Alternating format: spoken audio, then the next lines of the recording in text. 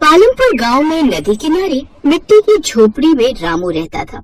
वो गरीब था पर दिल का बहुत साफ था।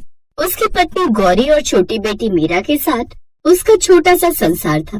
उसका एक खेत था जिस पर फसल उगाकर वो जैसे तैसे अपना घर खर्च चलाता था। पालमपुर गांव के लोग हर रोज तुलसी माँ की पूजा करते थे।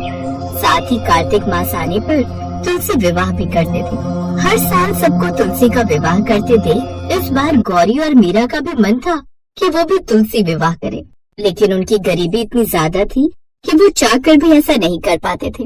रामू, इस बार तुलसी विवाह आ गया। सब घरों में तैयारियां शुरू हैं, लेकिन हमारे घर में तो कुछ भी नहीं है। पिछले साल सोचा था अगले साल करेंगे, लेकिन इस साल तो हालात पहले से भी ज्यादा बदतर हैं। अरे गौरी, भगवान का नाम ले, कुछ न कुछ हो जाएगा। तुलसी माता के विवाह में सच्ची भावना चाहिए, चांदी सोना नहीं। सही कह रहे हो बाबा, यही तो मैं भी माँ को समझाना चाहती हूँ, लेकिन वो मेरी बात सुनती ही नहीं। इस बार मैं तुलसी माता को दुल्हन बना दूंगी, उन्हें लाल चुन्नी पहनाऊंगी, फूलों की माला पहनाऊंगी। देखना, मेरी दुल्हन सबसे सुंदर होगी पूरे गांव में।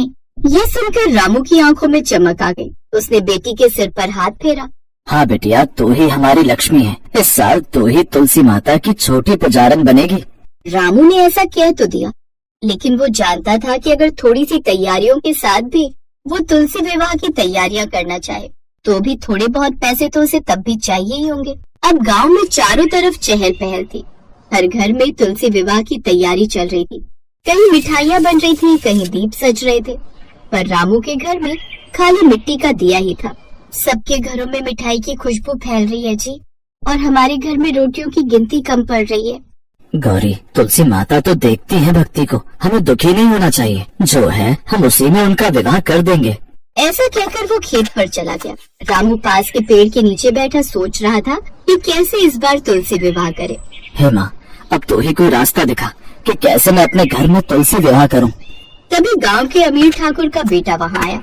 ओ रामू, सुना इस बार तू भी तुलसी विवाह करेगा? तेरे पास क्या है सजाने को? पत्तल भी नहीं होगी चढ़ाने के लिए। ठाकुर बाबू, हमारे पास दिल है और भगवान की भक्ति, वही सबसे बड़ा धन है। तू और तेरे ख्वाब रामू, लेकिन हाँ, ख्वाब देखने का वैसे भी कुछ नहीं चाहता। और वैसे भी तेरे खेत में फसल तो ढंग से होती नहीं। देखना, हर बार की तरह इस बार भी हमारी तुलसी विवाह सबसे बढ़िया होगी। फिर रंजीत हंसते हुए चला गया, लेकिन रामू की आंखों में दृढ़ संकल्प था कि इस बार वो अपनी बेटी की इच्छा पूरी करके ही रहेगा। फिर वो अपने दोस्त के पास एक दूर गांव जाता है, जिसने उससे कई साल पहले 500 रुपए उधार लिए थे। अरे रामू, तू आज यहाँ? मनोज, तुझसे एक जरूरी काम आन पड़ा है। अगर तू बुरा ना माने तो तूने जो 2 साल पहले 500 रुपए मुझसे उधार लिए थे, क्या वो मुझे मिल सकते हैं? मुझे उनकी जरूरत है। मनोज ने अनजान बनते हुए कहा। अरे कौन से पैसे? क्या बकवास कर रहा है? मेरे पास कोई पैसे नहीं है, समझा? चल जाए यहाँ से। ये तो ठीक नहीं कर रहा मनोज। ऐसा कहकर रामू दुखी मन से घर चला आया। इधर गौरी पुराने कपड़ों से कुछ सजावट की तैयारी कर रही थी। ये मेरे पास एक न्यू दुपट्टा रखा था, इससे मैं तुलसी माता के लिए छोटी चुन्नी और साड़ी बना देती हूँ। और माँ, मैं पेड़ से कुछ फूल तोड़ लाती हूँ। सावधानी से जाना बिटिया, रात गहरी हो रही है। हाँ हाँ माँ, तुम चिंता मत करो। फिर मीरा बाहर गई और चांदनी में चमकते सफेद फूल चुनने लगी। अचानक एक चमकदार रोशनी उसके सामने आई।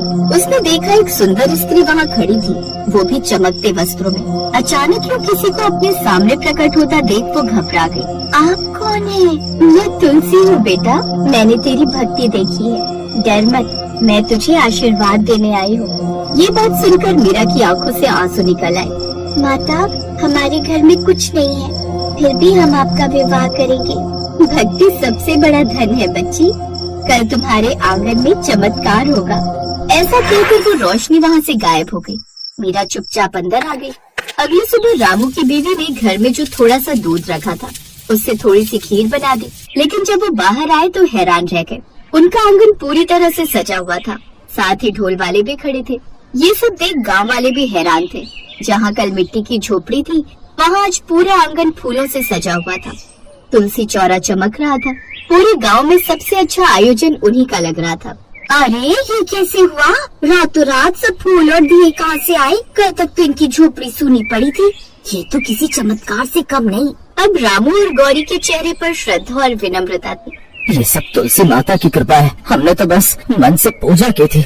तुलसी माता खुद हमारे घर आई है। फिर मीरा छोटी चुन्नी लेकर तुलसी चौरे के पास गई और उसकी माँ द्वारा बनाई हुई साड़ी तुलसी माँ को पहनाई। फिर वो चुन्नी तुलसी माँ को ओढ़ाया, साथ ही एक पत्ते पर बिंदी लगाई और उनकी टहनी पर दोनों तरफ चूड़ी भी पहनाई। ऐसा लग रहा था जैसे साक्षात माँ तुलसी उसमें विराजमान है। ओम तुलसे नमः, ओम तुलसे नमः। अब धीरे धीरे गांव के लोग भी उसमें शामिल होने लगे। ठाकुर का बेटा भी आया और शर्मिंदा होकर बोला, रामू भैया माफ कर देना, कल मैं मजाक कर रहा था, आज देखा कि सच्ची भक्ति सबसे बड़ी होती है। कोई बात नहीं ठाकुर बाबू, चलो आओ प्रसाद चढ़ाओ। फिर ढोलक की थाप, दीयों की रोशनी और भक्ति के गीतों से पूरा आंगन गूंज उठा। जय तुलसी माता, जय जय जय श्री हरि, गरीब के आंगन में बसी हर घड़ी। गौरी और मीरा ने तुलसी चौरे को सजाकर शालिग्राम जी की मूर्ति रखी। फूल, हल्दी, चावल और दीप से पूजा शुरू हुई। माता, आपने हमारे जैसे गरीबों का मान रखा। ये विवाह आपका नहीं, हमारी आस्था का उत्सव है। आज लगता है जैसे भगवान खुद हमारे आंगन में उतरे हो। तभी अचानक हवा में फूलों की वर्षा होने लगी। गांव वाले हैरान रह गए। आकाश से तुलसी के पत्ते गिर रहे थे और चारों तरफ खुशबू फैल गई। मैंने ऐसा चमत्कार अपने जीवन में नहीं देखा। तुलसी माता सच में इन पर प्रसन्न है। जय तुलसी माँ, जय तुलसी माँ। पूजा के बाद सबने प्रसाद लिया। रामू ने जो थोड़ी सी खीर बनाई थी वही सबको बांटी, मगर जैसे जैसे वो खीर बांटता गया बर्तन खाली नहीं हुआ। रामू, ये तो खत्म ही नहीं हो रही। ये तुलसी माता का आशीर्वाद है गौरी, जब मन सच्चा हो तो थोड़े में भी भगवान अनंत दे देते हैं। ये चमत्कार देख गांव के लोग भी हैरान थे। फिर ठाकुर ने कहा, आज से तुलसी विवाह का पहला दिया तुम्हारे घर में जलेगा रामू। तुम्हारा घर पूरे गांव के लिए शुभ स्थान बनेगा। रामू ने सबको हाथ जोड़कर धन्यवाद कहा। मैं तो बस इतना जानता हूँ कि भक्ति और सच्चाई के आगे गरीबी भी सर झुका देती है।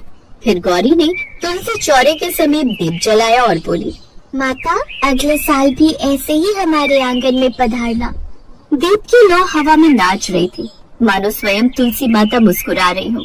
उस दिन से हर साल गांव में तुलसी विवाह की शुरुआत रामू के घर से होती। लोग कहते, जहाँ सच्ची श्रद्धा हो वहाँ चमत्कार खुद रास्ता बना लेता है। धीरे धीरे उनकी गरीबी भी दूर होती गई। कहते हैं धन और सजावट से नहीं, सच्चे मन से की गई पूजा ही ईश्वर को प्रिय होती है। गरीब का तुलसी विवाह इस बात का जीवंत प्रमाण है कि भक्ति से बढ़कर कोई धन नहीं।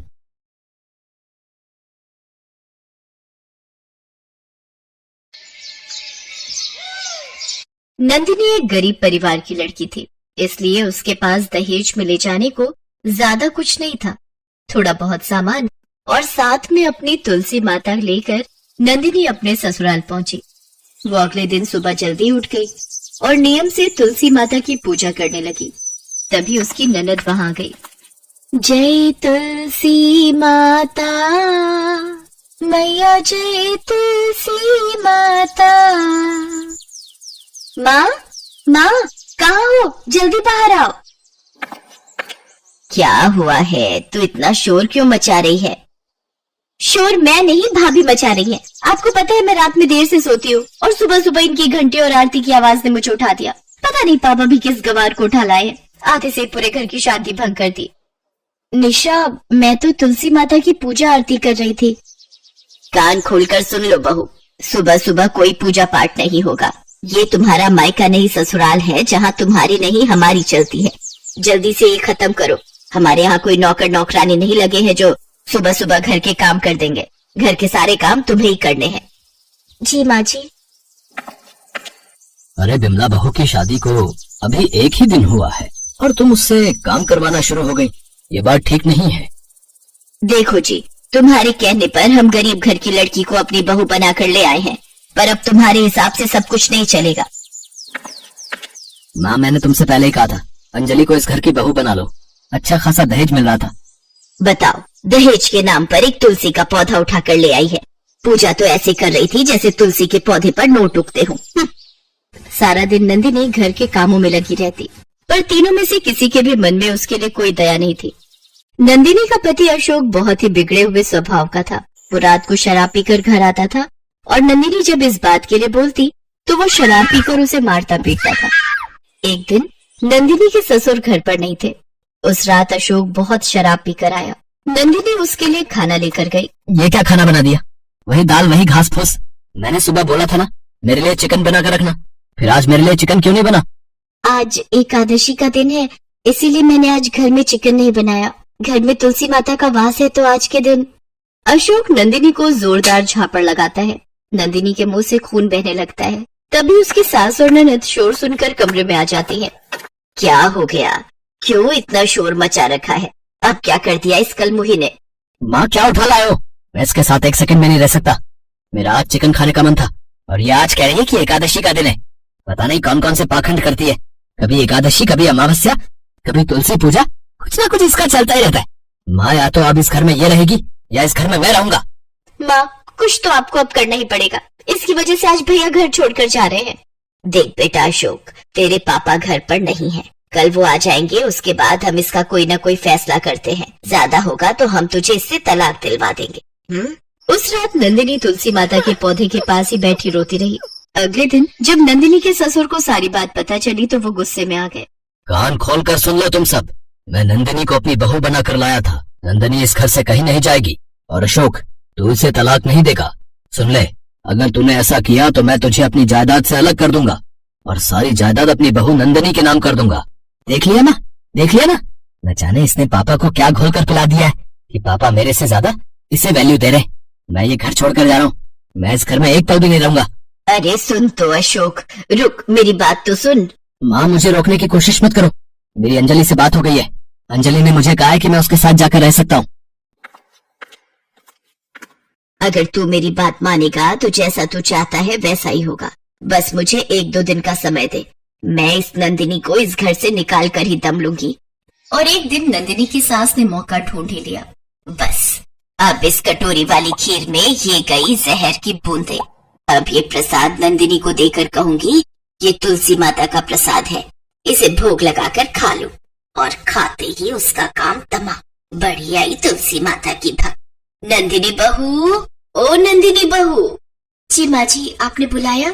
हमारे घर में इतने दिनों से सब कुछ ठीक नहीं चल रहा था, शायद मेरे भी तुम्हारे साथ पूजा करने से घर में सुख शांति आ जाए और तुम्हारे और अशोक के रिश्ते में और मजबूती आए। ये लो खीर का प्रसाद, तुलसी माता को भोग लगाकर तुम खा लो।